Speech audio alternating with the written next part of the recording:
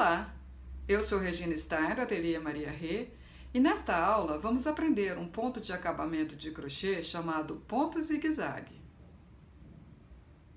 O ponto zigue-zague é um ponto de acabamento.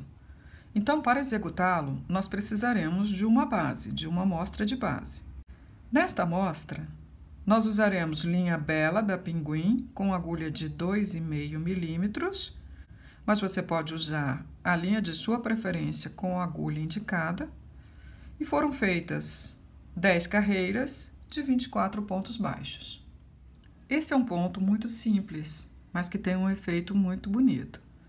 Nós vamos inserir a agulha sem correntinha, sem nada, simplesmente inseri-la no próximo espaço e fazer um ponto baixíssimo.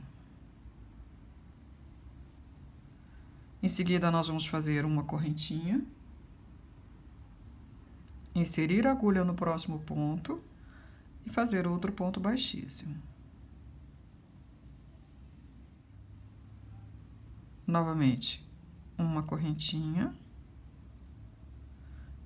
Vamos inserir a agulha no próximo ponto e vamos fazer um ponto baixíssimo.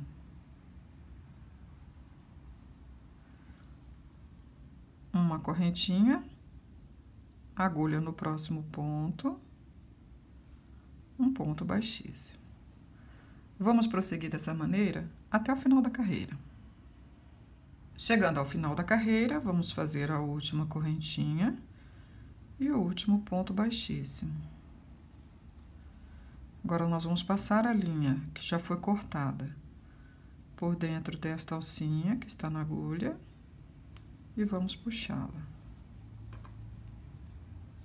E está pronta a nossa amostra. Veja que aqui na ponta se formou um ligeiro zigue-zague. Esse ponto dá um acabamento muito bonito e delicado ao trabalho. Se você gostou desta aula, curta o vídeo, se inscreva no canal e se quiser mais opções de amigurumis, acesse o nosso site ateliemariarê.com.br. Até a próxima aula!